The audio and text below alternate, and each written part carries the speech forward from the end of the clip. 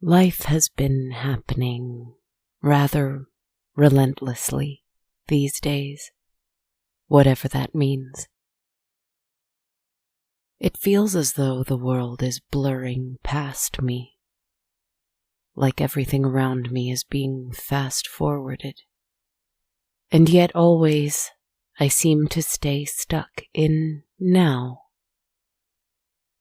This is, I can only guess, an illusion.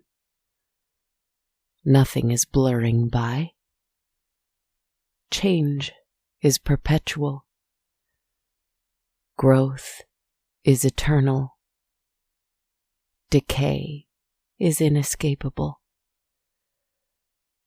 But if we put our trust in the law behind all that, we can surf the tide of now, rather than stand still as a shipwreck stuck at the bottom of the sea beneath it. And there is, somewhere, a version of me that fears running out of time before I am able to have everything I want. Which is silly because there isn't really a having, there is just experiencing. It will all go one day anyway. But there is, somewhere, a version of me who grapples with the idea, with fear of time. And time is caught up in mortality, and while both affect our lives deeply, neither must necessarily be connected with truth or finitude. But I feel shivers of fright, ripples of longing, doubt, very much doubt. Oh dear, that want, that longing, despairing, aching longing for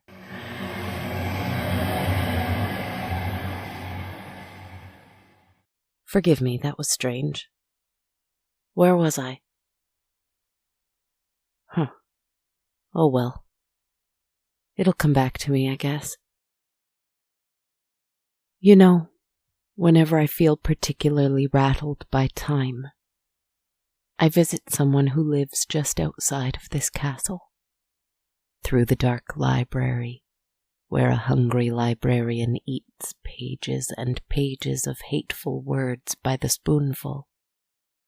Across a dark and desolate snowy forest where eyes watch in the shadows, and you must always be prepared at any moment to run.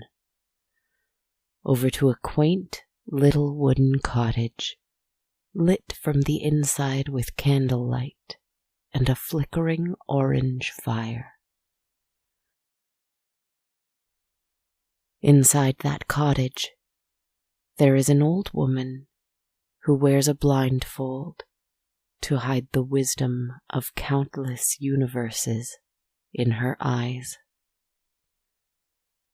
She received the mantle of Not Mother from a woman before her, and she bestowed the mantle to another young woman after her, but she is still currently it, too. You can't shake the galaxies from your eyes. Honestly, I don't know which one she is. The first, the last, the maiden, the mother, the crone. It's always changing at any given time for each of us, and ultimately those roles don't matter anyway. Not when one deals in the world of non or not, which isn't a pushing away or a rejection, but rather an embracing, an expanding to include, a brave rebellion against being cornered into an identity. I am not narrator, not Kristen Not here, not there. See how freeing that is? Anyway, she is the not mother, and she waits within. There is a woman sitting by the fire, a young woman in a warm sweater and messy braids in her hair. She has traveled long to come here. Her eyes are red from weeping. The not mother stands further away, pouring tea into cups from a pot, feeling for the spout and the rim of the cup before trusting her hands to know their way without her eyes. The tea is boiling hot, and she doesn't spill a single drop. They are having a conversation that we can hear from the crack in the door if we press our ears against it.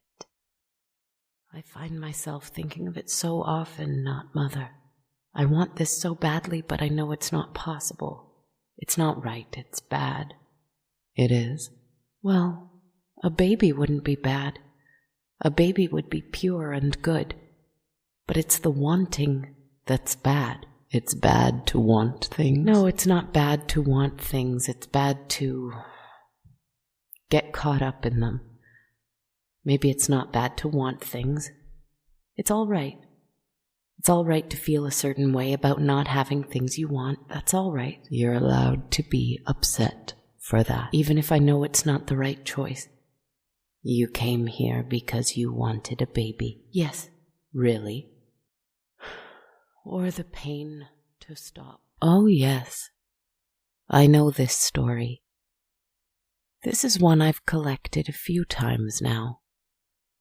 Once upon a time, there was a woman who wanted a child.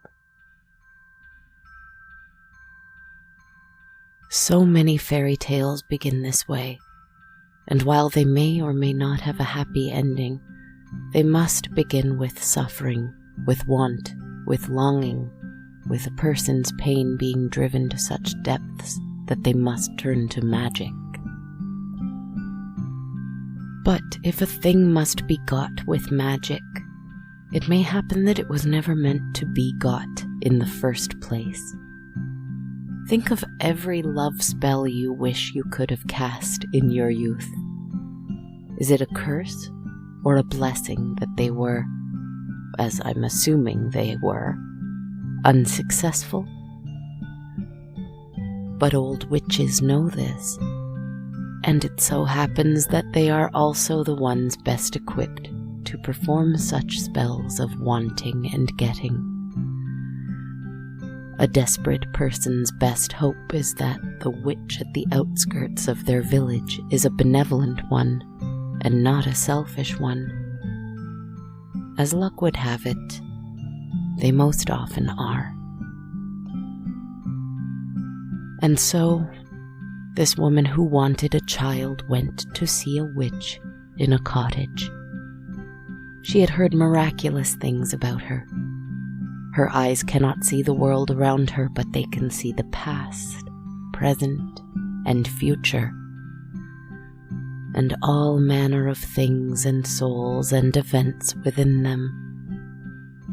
It is not that she is blind, but it is that her eyes are busied with images of cosmos and the weaving of the great tapestry, and the soul within souls among souls between souls surrounding souls.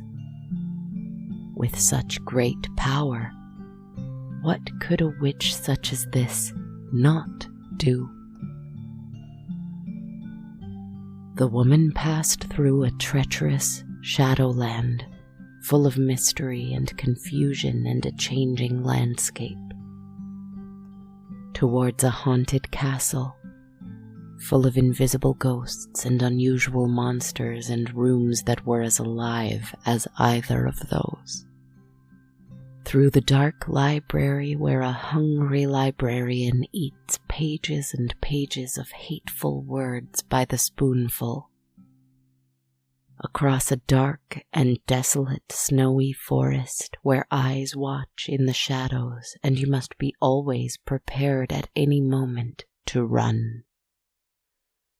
Over to a quaint little wooden cottage, lit from the inside with candlelight and a flickering orange fire. She knocked on the door and was allowed in. Allowed the most comfortable seat by the fire, allowed a cup of tea, and allowed the chance to talk freely with a good listener. It's the unconditional love for something, from something, something pure. We're all pure, and you can love anything unconditionally. Yes, it's hard, but there are those who have loved everything unconditionally. Those people have existed and will continue to come through. Yes. Yes. Like you. I'm not like that. You are. You can be. You were. You will be. You are. The future me is, maybe, not future. No future. Right. Not future. The one who is. The one who knows that the woman who came so far to visit the not mother to ask for the most fairy tale want of all wants, to ask for the blessing of a child, fell silent, and the not mother sipped her tea, allowing the other woman a moment to think before continuing on. Every person, big or small, young or old, sinner or saint, all pure, all babies to love, all were once, and so are and will be. When do they stop being? When are you not the baby you were on the day you were born? I still want a baby, though. I understand. There are reasons, there are forces, there are workings in your life that may or may not grant you this desire, my sweet. The pain is great, Mother. Yes, the pain is always great. My heart breaks for the world in its pain. If I could bring something as pure and good as a baby into it, it would bring some joy for a time, and to a few. Yes, you could bring joy to many. You do bring joy to many. Just you, as you are. Yes? Yes. I still want it, Mother.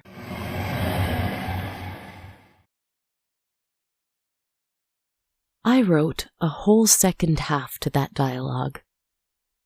Then I closed my eyes to listen to the not mother within me, to try and answer my own questions, to wipe the woman in my mind's tears away. But when I opened my eyes again, half of the dialogue was gone, just erased from the screen.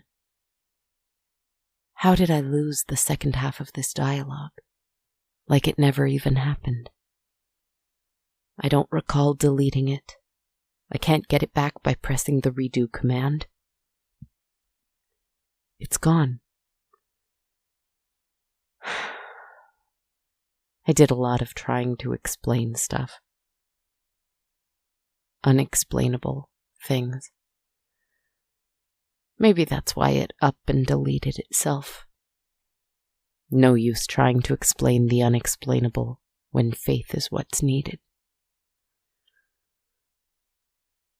I'm sorry. I've lost myself once more. Where were we? Oh, yes. Looking into the scene of the cottage, following a little dialogue between an old witch hiding the stars in her eyes with a blindfold, and a young woman with a most painful want. We should head back soon, though.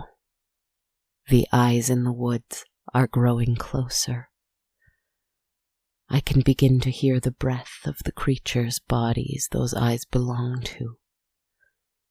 They are waiting, as they always are, biding their time to see who comes in and out of the cottage. But let's peer back in through the window just a little more, just to see whether or not the woman will be given her heart's desire.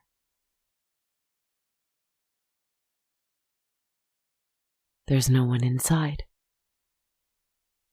They're both gone, and the fire has gone out, all the candles along with it.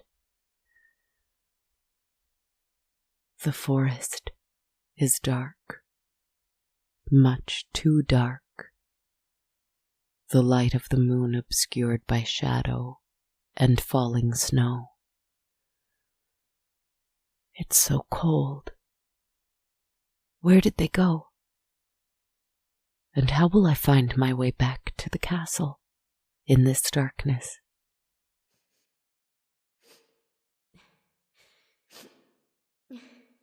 Someone's out here with us. Maybe the beasts of the wood, waiting, closing in, made bold by the darkness. Let's turn around slowly. Maybe they won't see us if we move so slowly.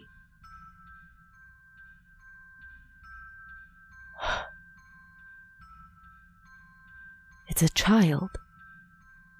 A little child. Small. Only a few years in their life.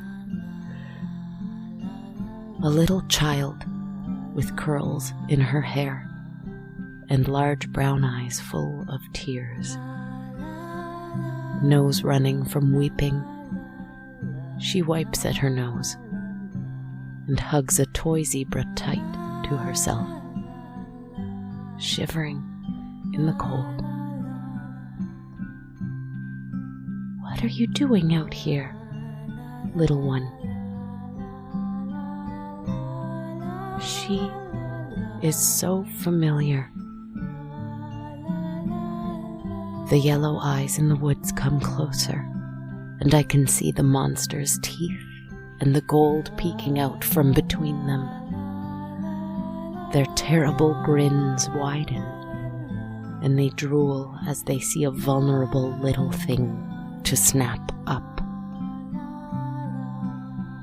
Let's get you out of here. I run, and the child extends her arms out to me, and I sweep her up and hold her tight in mine, and we move fast, so fast, swift as the wind. She smells like fresh tomatoes from a long-ago garden. She feels like a body that used to be my body. I know that zebra, don't I? I hold her tight, and I protect her from those things chasing us with coins in their mouths and avarice in their smiles. We run through the snow so quickly that we can't feel our ears anymore. The hungry librarian holds open the door to the dark library, and her mouth is dripping with blood, and I worry for a moment that the child will be afraid of her.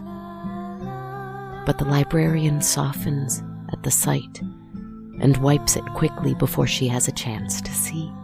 She is a kind librarian, and I will bow to her later in thanks.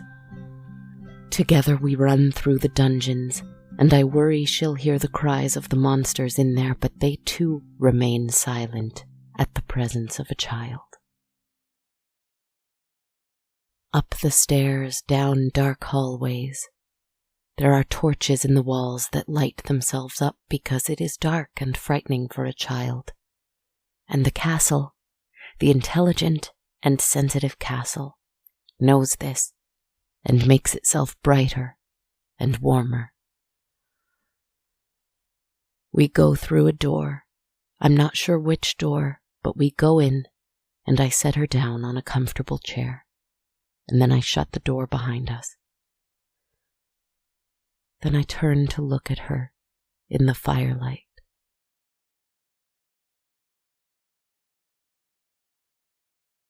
We've somehow made it back to the story room. I keep coming back here, story or no. I look into my own face as it once was, tiny and afraid and pure. For a moment, her teary eyes fill with a vast nighttime sky full of swirling stars. And mine do, too. And we both jump a little, startled to see it. She is afraid again because of this, and begins to cry once more, even louder. The weeping that can only come in a safe and quiet place. A release. That kind of crying. And I wrap her up in my arms again. I know this child. I was this child. I am this child. I finally found her.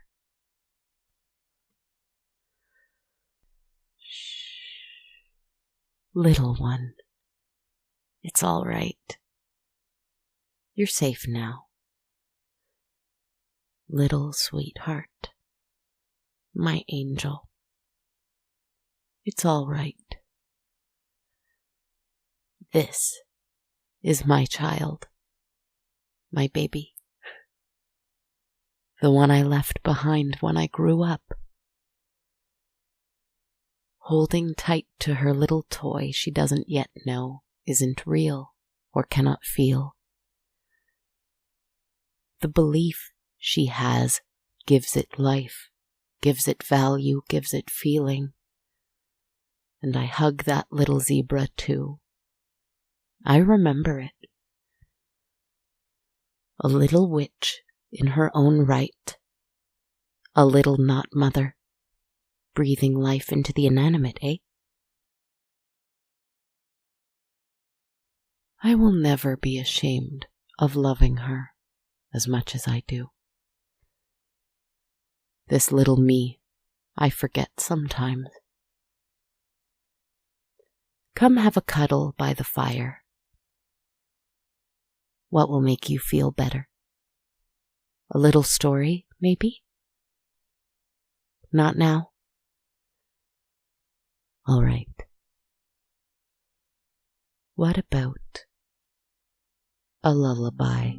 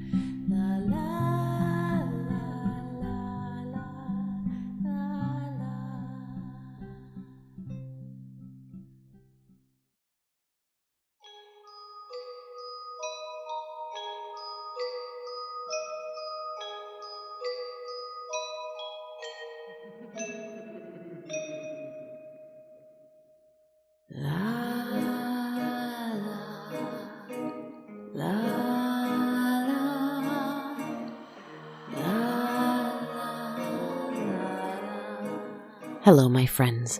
Welcome back to the castle. Thank you so much for listening and joining me. This is Kristen Zaza, your writer, narrator, host, not mother, podcaster, composer, etc. This was episode 262, and I hope you're doing well. Maybe finding time to nurture and love your inner child, or tell it ghost stories. Whatever it is that will make them feel better. Sending warm thanks to everyone who is a part of my Patreon community and supports the show on a monthly basis. Thank you for your kindness, my friends. I deeply appreciate it.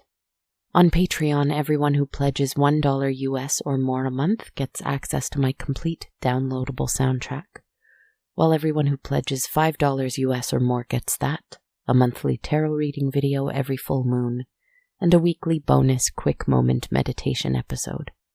You can learn more at patreon.com/darkcoldnight.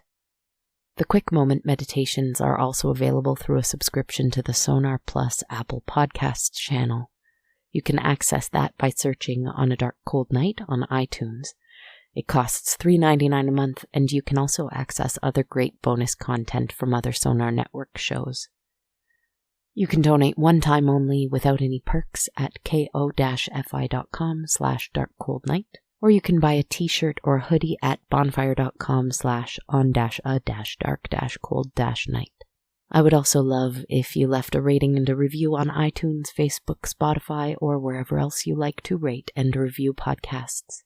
You can follow me on social media on Facebook or YouTube under On a Dark Cold Night, on Instagram at Dark Cold Night Podcast, on Blue Sky and TikTok at Kristen Zaza, or on Twitter at A Dark Cold Night. In the way of a little more news, I'm going to be adding another volume of favorite little songs from On a Dark Cold Night to Spotify and other music streamers within the next few weeks, probably. You can catch the first album there already and keep an eye out for the second one coming soon? ? Thank you again for listening and joining me. It is easy to love children unconditionally, in their innocence and in their purity and their innate goodness. It is harder to see in grown-ups that same child they once were, and to see that they are, each and every one, still a child that deserves unconditional love. It is even harder to see that child who deserves unconditional love in yourself. I hope that when you need it most, you will. And so will I. Lots of love. Sweet dreams.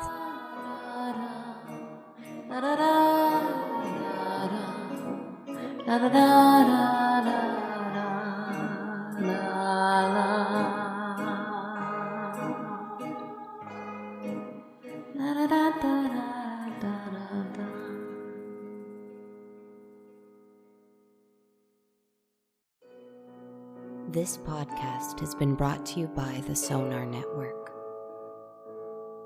Sonar.